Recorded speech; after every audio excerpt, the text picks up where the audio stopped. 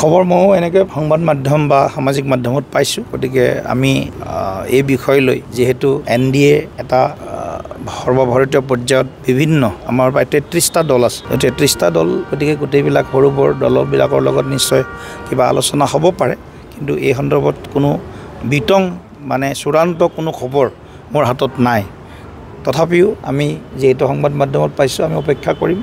কিবা যদি তেনেকুৱা ডেভেলপমেণ্ট আছে আমি চাম।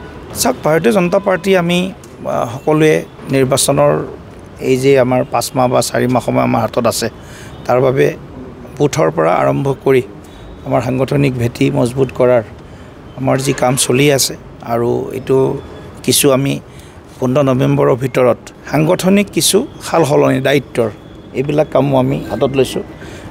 বুথ পৰ্যায়ত বুথ সমিতি, পঞ্চায়ত পৰ্যায়ত পঞ্চায়ত স্তৰীয় নিৰ্বাচন প্ৰবন্ধন সমিতি গঠন কৰাৰ সিদ্ধান্ত লৈছোঁ। গতিকে 15 নৱেম্বৰৰ ভিতৰত আমাৰ আগত পঞ্চায়ত পৰ্যায়ত তেনেকুৱা কমিটি আছিলে, কিন্তু মাজত ৰাষ্ট্ৰীয় যি আমাৰ সাংগঠনিক কাঠামো, এই সাংগঠনিক কাঠামোত পঞ্চায়ত পৰ্যায় বা আৰবান এৰিয়াত চহৰ অঞ্চলত আমাৰ যিটো ৱাৰ্ড অনুযায়ী থাকে, সেই সমিতি আমাৰ সাংগঠনিক দিশত আমি এইটো বিলুপ্ত হৈছিল। কিন্তু আমি নিৰ্বাচনৰ সন্মুখত ৰাখি বিশেষভাৱে আমি পঞ্চায়ত পৰ্যায়ত আৰু ৱাৰ্ড পৰ্যায়ত চহৰ অঞ্চলত সাংগঠনিক এখন সমিতি, প্ৰবন্ধন সমিতি আমি কৰাৰ কাৰণে আগবাঢ়িছোঁ। ইয়াৰ লগে লগে আগন্তুক দিনত আমাৰ যি সাংগঠনিক সাল সলনি আছে, ক'ৰবাত কৰিব লগা প্ৰয়োজন সাপেক্ষে বুথৰ সভাপতি সলনি কৰিব লাগে, মণ্ডলৰ সভাপতি বা জিলাটো ক'ৰবাত পৰিৱৰ্তন লাগিলে, এইখিনি আমি 15 নৱেম্বৰৰ ভিতৰত আমি কৰি ল'ম, যাতে ইয়াৰ পিছত আমি সংগঠনক সুন্দৰভাৱে আৰু শক্তিশালী ৰূপত আগবঢ়াই লৈ যাব পাৰোঁ। তাৰ কাৰণে আমাৰ ইতিমধ্যে বিভিন্ন স্তৰত আমাৰ সভাবিলাক চলি আছে। আমাৰ কেন্দ্ৰীয় সমিতিৰ সন্মানীয় প্ৰভাৰী হৰীশ দ্বিবেদী ডাঙৰীয়াই প্ৰৱাস কৰি আছে, বিভিন্ন সমষ্টিত প্ৰৱাস কৰি আছে। আমাৰ সাংগঠনিক সাধাৰণ সম্পাদক ৰবীন্দ্ৰ ৰাজু ডাঙৰীয়াই প্ৰৱাস কৰি আছে। আমাৰ বিষয়ববীয়াসকলেও প্ৰৱাস কৰি আছে, সাধাৰণ সম্পাদকসকল সৈতে সকলোৰে প্ৰৱাস চলি আছে। আমাৰ যিটো ৰাজনৈতিক বৰ্তমান যি প্ৰেক্ষাপট আছে, প্ৰেক্ষাপটত ভাৰতীয় জনতা পাৰ্টীয়ে ৰাইজৰ বাবে, ৰাইজৰ লগত থাকি অসমীয়া যি আমাৰ জনজীৱন আছে, এই ৰাইজৰ আৱেগ অনুভূতিৰ লগত থাকি আমি সংগঠনটোক আৰু শক্তিশালী কৰাৰ বাবে আমাৰ দলে তৃণমূল পৰ্যায়ৰ পৰা সকলো স্তৰত আমি কাম কৰি আছোঁ। যিবিলাক আমাৰ দিশ আছে, সেই দিশবিলাক আমাৰ যি পৰামৰ্শ আহিছে ডিব্ৰুগড়ৰ বৰ্ধিত বিষয়ববীয়া সভাত, প্ৰতিটো পৰামৰ্শ আমি এটা এটাকৈ ৰূপায়ণ কৰাৰ কাৰণে আগবাঢ়িছোঁ। আমি ডিচেম্বৰ মাহত প্ৰথম ভাগতে বোধহয় সম্ভৱ হ'ব যে আমাৰ বুথৰ সকলো সভাপতিৰ এখন গুৱাহাটীত এখন ৰাজ্যিক স্তৰত সন্মিলন, যিটো ইয়াৰ আগতে এবাৰ হৈছিলে, ইয়াৰ লোকসভা নিৰ্বাচনৰ পূৰ্বে, এইবাৰ বিধানসভা নিৰ্বাচনৰ পূৰ্বে ডিচেম্বৰ মাহত আমি এখন ৰাজ্যিক স্তৰত সকলো বুথ সভাপতিৰ উপস্থিতিত আমি বুথ সভাপতিৰ পৰা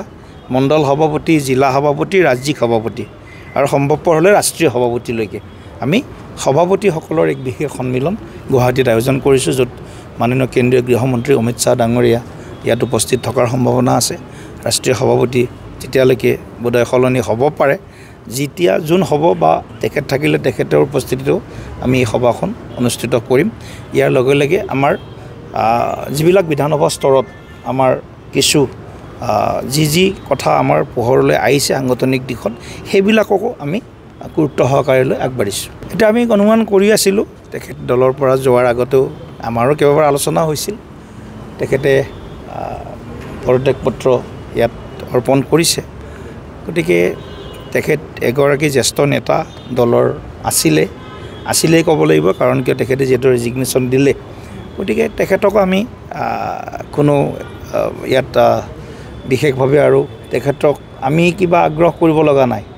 তেখেতৰ মই ভাবিছিলোঁ যে তেখেতে দলটোক সন্মুখৰ পৰা এটা ভাল দিশত আগবঢ়াই লৈ যোৱাত আমাক পৰামৰ্শ দিব, কিন্তু কৰোঁতে ওলোটা কৰা যেন লাগিছে। গতিকে তেখেতলৈ আমি আন্তৰিক শুভেচ্ছা, শ্ৰদ্ধা আমাৰ সদায় আছে, সদায় থাকিব। আমাৰ ৰাইজৰ ওপৰত সম্পূৰ্ণ ভৰসা, বিশ্বাস আছে যে অসমৰ জনতাৰ আৱেগ অনুভূতি, অসমৰ হৈ সেৱা, অসমৰ লগত ভাৰতীয় জনতা পাৰ্টি তাহানিও আছিল, এতিয়াও আছে, ভৱিষ্যতৰ দিনতো অসমৰ স্বাৰ্থ বিঘ্নিত নোহোৱাকৈ ভাৰতীয় জনতা পাৰ্টিয়ে আগন্তুক দিনৰ কৰ্মসূচী প্ৰস্তুত কৰিব। এতিয়ালৈকে চূড়ান্ত একো সিদ্ধান্ত হোৱা নাই। বৰ্তমানলৈকে আছে UPPL 26ৰ বিধানসভা নিৰ্বাচনলৈকে আমি যিহেতু কৰিছিলোঁ, গতিকে এতিয়ালৈকে আছে। গতিকে অলপ আৰু কিছুদিন অপেক্ষা কৰোঁ, তাৰপিছত আমাৰ সিদ্ধান্ত। সকলোৱে শিপা খামুচি ৰাখিব লাগে। সকলোৰে দায়িত্ব এইটো, শিপা খামুচি ৰাখক। গতিকে ইয়াত আৰু বিশেষ প্ৰতিক্ৰিয়া দিব লগা নাই। গতিকে শিপাটো এৰিব কোনেও নালাগে। শিপা দুৰ্বল হ'লে সকলো দুৰ্বল। সকলোৰে প্ৰিয় আমাৰ অসমৰ সাংস্কৃতিক ক্ষেত্ৰখনৰ এগৰাকী অন্যতম কৰ্মী, প্ৰখ্যাত বাঁহীবাদক দীপক শৰ্মাৰ যি অসাময়িক মৃত্যু, তাত গভীৰ শোক প্ৰকাশ কৰিছোঁ আৰু পৰিয়ালবৰ্গলৈ গভীৰ সমবেদনা জ্ঞাপন কৰিছোঁ। মই তালৈ যাম এতিয়া, তেখেতৰ যি আজি অন্তিম যাত্ৰা, সেই যাত্ৰাত মই শ্ৰদ্ধাঞ্জলি দিম দলৰ হৈ। কালি মই নিশা আহি পাইছোঁ আৰু এক অনন্য অভিজ্ঞতাৰ মোৰ অনুভূতি হৈছে। ৰাষ্ট্ৰসংঘৰ যে সাধাৰণ সভা, এই সাধাৰণ সভাত ভাৰতৰ হৈ প্ৰতিনিধিত্ব কৰাৰ সুযোগ লাভ কৰিছোঁ আৰু নিশ্চিতভাৱে ৰাষ্ট্ৰসংঘত বহুতৰ সপোন থাকে যে ৰাষ্ট্ৰসংঘত গৈ দেশক হৈ প্ৰতিনিধিত্ব কৰাৰ, আৰু এই সুযোগ দিয়াৰ বাবে মাননীয় প্ৰধানমন্ত্ৰী নৰেন্দ্ৰ মোদী ডাঙৰীয়া আৰু বিশেষভাৱে লোকসভাৰ সন্মানীয় অধ্যক্ষ ডাঙৰীয়া ওম বিৰলা ডাঙৰীয়ালৈ আন্তৰিক ধন্যবাদ, কৃতজ্ঞতা জ্ঞাপন কৰিছোঁ। আমি সৰ্বমুঠ 13গৰাকী প্ৰতিনিধি এই অধিৱেশনত আছিলোঁ আৰু ৰাষ্ট্ৰসংঘৰ যিখন অন্যতম গুৰুত্বপূৰ্ণ শক্তিশালী সমিতি, ছ'চিঅ' পলিটিকেল থাৰ্ড কমিটি বুলি কোৱা হয়, এই কমিটিত ম্যানমাৰৰ যি বৰ্তমান ৰাজনৈতিক পৰিস্থিতি, তাৰ যি মানৱ অধিকাৰৰ উলংঘন ইত্যাদি যি বিষয়, এই বিষয়ৰ ওপৰত আমাৰ কিছু বক্তব্য আমি ৰখাৰ চেষ্টা কৰিছিলোঁ। বিশেষভাৱে ম্যানমাৰৰ কিছু পলায়ন কৰা লোক, পেহেলগামৰ যি ঘটনা হৈছিল তাত ক্ষতিগ্ৰস্ত বা মৃত্যু হোৱা বুলি তেওঁলোকে এটা ৰিপৰ্ট ৰাষ্ট্ৰসংঘত প্ৰকাশ কৰিছিল আৰু সেই ৰিপৰ্টৰ বিৰুদ্ধে বা সেই ৰিপৰ্টক আমি প্ৰত্যাখ্যান কৰি সেই ঘটনাত ম্যানমাৰৰ কোনো লোক যে তাত জড়িত নাছিল বা তাত আহত বা নিহত হোৱা নাছিল, সেই বিষয়ে আমি স্পষ্টতাৰে উল্লেখ কৰোঁ আৰু ভাৰতৰ পক্ষৰ পৰা আমি গোটেই ঘটনাটোক এটা অত্যন্ত দুৰ্ভাগ্যজনক আখ্যা দি তাক নাকচ কৰিছোঁ। দ্বিতীয়তে, ৰাষ্ট্ৰসংঘৰ কেইবাটাও যি অন্যতম গুৰুত্বপূৰ্ণ সংস্থা, ইউনিচেফ, তাৰপিছত আপোনাৰ ইণ্টাৰনেশ্যনেল ক্ৰাইচিছ গ্ৰুপ, তাৰপিছত UNDP, United Nations development programme, UNEP, United Nations environment forum ইত্যাদি বিভিন্ন যিবিলাক আমাৰ আন্তঃৰাষ্ট্ৰীয় পৰ্যায়ৰ বিভিন্ন ক্ষেত্ৰত কাম কৰা সংগঠন আছে, সেই সংগঠনবিলাকৰ উচ্চ পদস্থ তেওঁলোকৰ বিষয়াসকলৰ লগত আমাৰ বিভিন্ন স্তৰে স্তৰে আমাৰ বৈঠক হৈছে।